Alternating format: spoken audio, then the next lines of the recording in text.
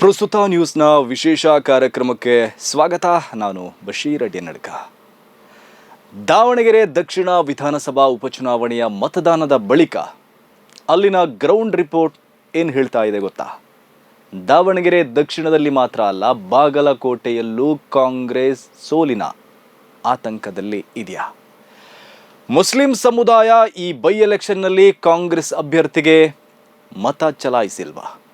ಅದೇ ಕಾರಣಕ್ಕೆ ಕಾಂಗ್ರೆಸ್ಸಿನ ಮುಸ್ಲಿಂ ಮುಖಂಡರು ಕೆಪಿಸಿಸಿ ಕಚೇರಿಯಲ್ಲಿ ಕೂತು ಸುದ್ದಿಗೋಷ್ಠಿ ನಡೆಸಿದ್ರ. ಮತದಾನದ ಬೆನ್ನಲ್ಲೇ ಕಾಂಗ್ರೆಸ್ನ ಮುಸ್ಲಿಂ ಮುಖಂಡರು ಸೇರಿ ಸಚಿವ ಜಮೀರ್ ಅಹ್ಮದ್ ವಿರುದ್ಧ ಪರೋಕ್ಷವಾಗಿ ಆರೋಪ ಮಾಡುವ ಅಗತ್ಯ ಏನಿತ್ತು? ಮುಸ್ಲಿಂ ಮುಖಂಡರ ನಡುವೆ ಈ ತಂದಿಡುವ ಕೆಲಸ ಮಾಡ್ತಿರುವುದು ಯಾರು ಮತ್ತು ಅವರ ಉದ್ದೇಶ ಏನು?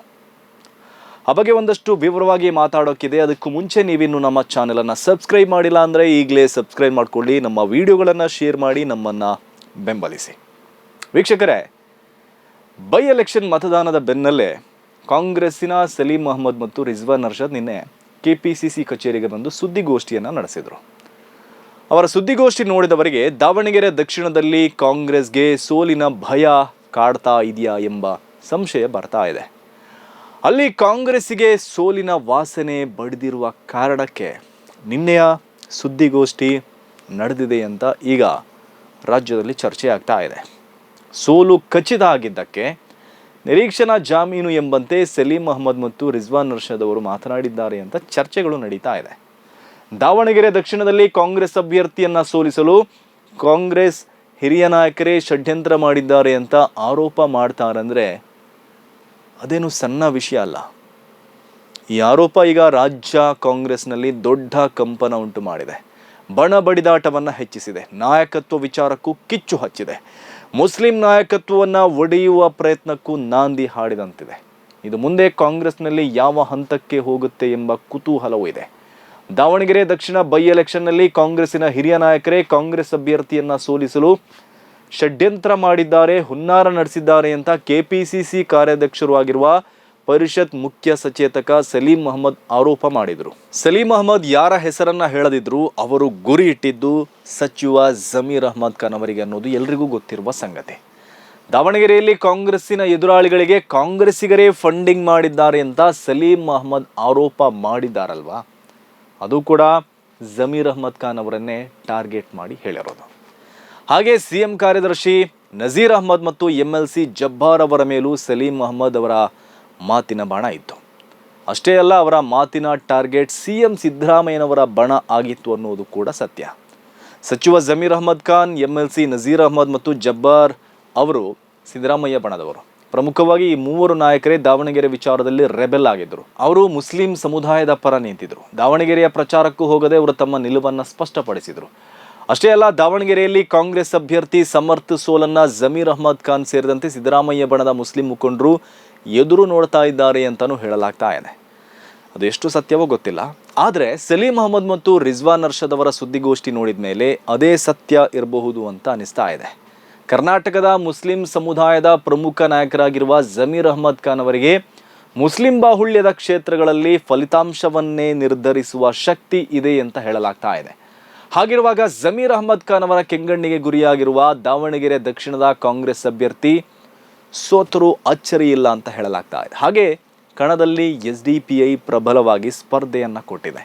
ಜೊತೆಗೆ ಹೆಚ್ಚಿನ ಮುಸ್ಲಿಂ ಅಭ್ಯರ್ಥಿಗಳು ಕಣದಲ್ಲಿದ್ದರು. ಹಾಗಾಗಿ ಕಾಂಗ್ರೆಸ್ ಅಲ್ಲಿ ಕೈ ಸುಟ್ಟುಕೊಳ್ಳುವ ಎಲ್ಲ ಸಾಧ್ಯತೆಗಳು ಇದೆ ಅಂತ ಹೇಳಲಾಗ್ತಾ ಇದೆ.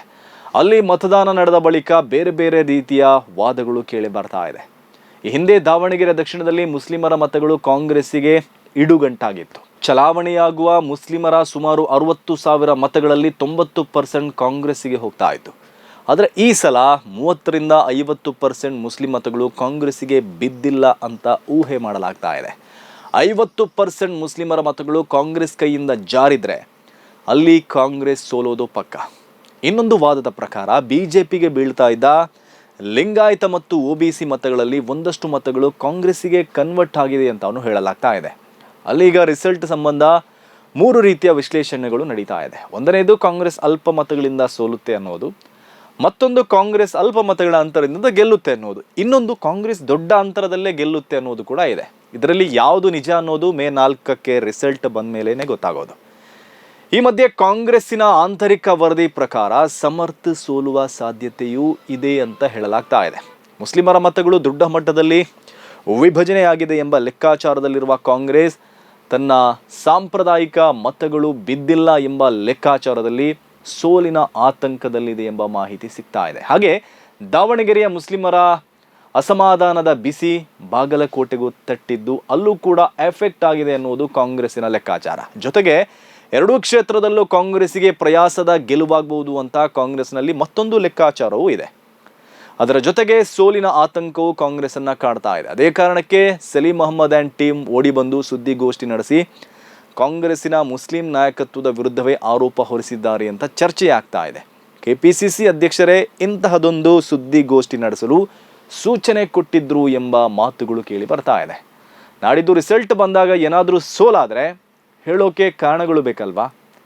ಯಾರ ಮೇಲಾದರೂ ಹೊಣೆ ಹೊರಿಸ್ಬೇಕಲ್ವಾ? ಬಲಿಕ ಬಕ್ರ ಬೇಕಲ್ವಾ? ಅದೇ ಕಾರಣಕ್ಕೆ ನಿನ್ನೆ ಪ್ರೆಸ್ ಮೀಟ್ ನಡೆಸಲಾಗಿದೆ ಅಂತ ಹೇಳಲಾಗ್ತಾ ಇದೆ. ಸಲೀಂ ಅಹ್ಮದ್ ಹೇಳಿದಂತೆ ಎದುರಾಳಿಗಳಿಗೆ ಕಾಂಗ್ರೆಸ್ ನಾಯಕರೇ ಫಂಡಿಂಗ್ ಮಾಡಿದ್ದಾರೆ ಎಂಬ ಆರೋಪ ಈಗ ತಿರುವು ಪಡೀತಾ ಇದೆ. ದಾವಣಗೆರೆಯಲ್ಲಿ ಮಾತ್ರ ಅಲ್ಲ, ಬಾಗಲಕೋಟೆಯಲ್ಲೂ ಕಾಂಗ್ರೆಸ್ ಅಭ್ಯರ್ಥಿಯನ್ನ ಸೋಲಿಸಲು ಕಾಂಗ್ರೆಸ್ ನಾಯಕರೇ ಫಂಡಿಂಗ್ ಮಾಡಿದ್ದಾರೆ ಎಂಬ ಮಾತುಗಳು ಕೇಳಿ ಬರ್ತಾ ಇದೆ. ಸಲೀಂ ಅಹ್ಮದ್ ಪ್ರಕಾರ ದಾವಣಗೆರೆಯಲ್ಲಿ ಎದುರಾಳಿಗಳಿಗೆ ಫಂಡಿಂಗ್ ಮಾಡಿರುವುದು ಸಿದ್ದರಾಮಯ್ಯವರ ಬಣದವರು. ಆದರೆ ಬಾಗಲಕೋಟೆಯಲ್ಲಿ ಅದು ಉಲ್ಟಾ. ಅಲ್ಲಿ ಸಿದ್ದರಾಮಯ್ಯ ಬಣದ ಅಭ್ಯರ್ಥಿಯನ್ನ ಸೋಲಿಸಲು ಇನ್ನೊಂದು ಬಣದ ಎದುರಾಳಿಗಳ ಜೊತೆ ಕೈ ಜೋಡಿಸಿದೆ. ಎದುರಾಳಿಗಳಿಗೆ ಎಲ್ಲ ಸಹಾಯ ಸಹಕಾರ ಮಾಡಿದೆ ಎಂಬ ಅಪವಾದವೂ ಇದೆ. ಇದು ಕಾಂಗ್ರೆಸ್ಸಿನ ಬಣ ಬಡಿದಾಟದ ಎಫೆಕ್ಟ್. ಕಾಂಗ್ರೆಸ್ಸಿನ ಒಂದು ಬಣಕ್ಕೆ ದಾವಣಗೆರೆಯಲ್ಲಿ ಸಮರ್ಥ ಶಾಮನೂರು ಸೋಲ್ಬೇಕು, ಇನ್ನೊಂದು ಬಣಕ್ಕೆ ಬಾಗಲಕೋಟೆಯಲ್ಲಿ ಉಮೇಶ್ ಮೇಟಿ ಸೋಲ್ಬೇಕು. ಈ ಬೈ ಎಲೆಕ್ಷನ್ ಫಲಿತಾಂಶ ನಾಯಕತ್ವ ವಿಚಾರದ ಮೇಲೂ ಪರಿಣಾಮ ಬೀರುವ ಕಾರಣಕ್ಕೆ ಎರಡೂ ಬಣದವರು ಎರಡೂ ಕಡೆಯೂ ತಮ್ಮ ಆಟವನ್ನ ಆಡಿದ್ದಾರೆ. ಅದು ಕಣ್ಣಿಗೆ ಕಾಣ್ತಾನೂ ಇತ್ತು. ದಾವಣಗೆರೆಯಲ್ಲಿ ಕಾಂಗ್ರೆಸ್ ಗೆಲ್ಲಿಸಲು ಡಿಕೆಶಿ ಬಣ ಬೀಡು ಬಿಟ್ಟಿತ್ತು. ಬಾಗಲಕೋಟೆಯಲ್ಲಿ ಕಾಂಗ್ರೆಸ್ ಗೆಲ್ಲಿಸಲು ಸಿದ್ದರಾಮಯ್ಯ ಬಣ ಬೀಡು ಬಿಟ್ಟಿತ್ತು. ಅದರ ಅರ್ಥ ಎರಡೂ ಬಣದವರಿಗೆ ತಮ್ಮ ತಮ್ಮ ಬಣದ ಅಭ್ಯರ್ಥಿ ಗೆಲ್ಲುವುದಷ್ಟೇ ಮುಖ್ಯ ಆಗಿತ್ತು. ಮತ್ತೊಂದಲ್ಲಿ ಸೋಲೋದನ್ನು ಎರಡೂ ಬಣದವರು ಈಗಲೂ ಕಾಯ್ತಾ ಕೂತಿದ್ದಾರೆ. ಬಾಗಲಕೋಟೆಯಲ್ಲಿ ಕಾಂಗ್ರೆಸ್ ಗೆದ್ದು ದಾವಣಗೆರೆಯಲ್ಲಿ ಸೋತ್ರೆ ಸಿದ್ದರಾಮಯ್ಯ ಅವರಿಗೆ ಹೆಚ್ಚು ಬಲ ಬರುತ್ತೆ. ಅದೇ ರೀತಿ ದಾವಣಗೆರೆಯಲ್ಲಿ ಕಾಂಗ್ರೆಸ್ ಗೆದ್ದು ಬಾಗಲಕೋಟೆಯಲ್ಲಿ ಸೋತ್ರೆ ಡಿಕೆಶಿಗೆ ಹೆಚ್ಚು ಶಕ್ತಿ ಸಿಗುತ್ತೆ. ಹಾಗಾಗಿ ಎರಡೂ ಕಡೆಯವರು ಲೆಕ್ಕಾಚಾರಗಳಲ್ಲೇ ಅಲ್ಲಿ ತಮ್ಮ ಆಟವನ್ನ ತಮ್ಮ ದಾಳವನ್ನ ಉರುಳಿಸಿದ್ದಾರೆ. ಆದರೆ ಅದ್ಯಾವುದು ಈಗ ಚರ್ಚೆಗೆ ಬರ್ತಾ ಇಲ್ಲ, ವಿವಾದವೂ ಆಗ್ತಾ ಇಲ್ಲ. ಕೇವಲ ದಾವಣಗೆರೆ ವಿಚಾರದಲ್ಲಿ ಮಾತ್ರ ಮುಸ್ಲಿಂ ಸಮುದಾಯ ಮತ್ತು ಮುಸ್ಲಿಂ ನಾಯಕತ್ವವನ್ನ ಮಾತ್ರ ಇಲ್ಲಿ ಬಲಿಪಶು ಮಾಡಲು ಪ್ರಯತ್ನಗಳು ನಡೀತಾ ಇದೆ. ಇದು ಕಾಂಗ್ರೆಸ್ಸಿನ ಮುಸ್ಲಿಂ ನಾಯಕತ್ವವನ್ನು ಒಡೆಯುವ ಹುನ್ನಾರದಂತಿದೆ.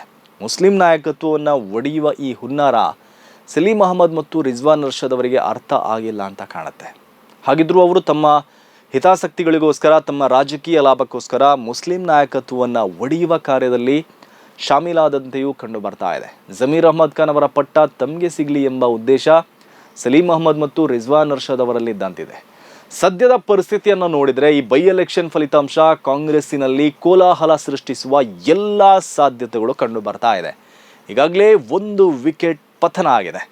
ಕರ್ನಾಟಕ ಕಾಂಗ್ರೆಸ್ ಅಲ್ಪಸಂಖ್ಯಾತ ಘಟಕದ ರಾಜ್ಯಾಧ್ಯಕ್ಷ ಸ್ಥಾನಕ್ಕೆ ಅಬ್ದುಲ್ ಜಬ್ಬಾರ್ ರಾಜೀನಾಮೆಯನ್ನು ಸಲ್ಲಿಸಿದ್ದಾರೆ. ಈ ರಾಜೀನಾಮೆ ಪರ್ವ ಮುಂದುವರಿಯುವ ಸಾಧ್ಯತೆಯೂ ಇದೆ. ಮುಂದೆ ಸಿಎಂ ರಾಜಕೀಯ ಕಾರ್ಯದರ್ಶಿ ಸ್ಥಾನಕ್ಕೆ ನಸೀರ್ ಅಹ್ಮದ್ ರಾಜೀನಾಮೆ ಘೋಷಿಸುವ ಸಾಧ್ಯತೆ ಇದೆ ಎನ್ನಲಾಗ್ತಾ ಇದೆ. ಮುಂದುವರಿದು ಜಮೀರ್ ಅಹ್ಮದ್ ಖಾನ್ ಸಚಿವ ಸ್ಥಾನ ತೊರೆಯಬಹುದು ಅಂತ ಮಾತುಗಳು ಕೇಳಿ ಬರ್ತಾ ಇದೆ. ಅವರು ಈ ಹಿಂದೆ ಟಿಕೆಟ್ ತಪ್ಪಿದಾಗಲೇ ರಾಜೀನಾಮೆಯ ಎಚ್ಚರಿಕೆಯನ್ನ ಕೊಟ್ಟಿದ್ರು. ಹೀಗೆ ಈ ಬೈ ಎಲೆಕ್ಷನ್ ಕೆಲವು ತಲೆಗಳನ್ನ ಉರುಳಿಸುವ ಸಾಧ್ಯತೆ ಇದೆ. ಕೊನೆಗೆ ಈ ಬೈ ಎಲೆಕ್ಷನ್ ರಿಸಲ್ಟ್ ಸರ್ಕಾರವನ್ನೇ ಅಲ್ಲಾಡಿಸಬಹುದು ಅಂತಾನೂ ಹೇಳಲಾಗ್ತಾ ಇದೆ.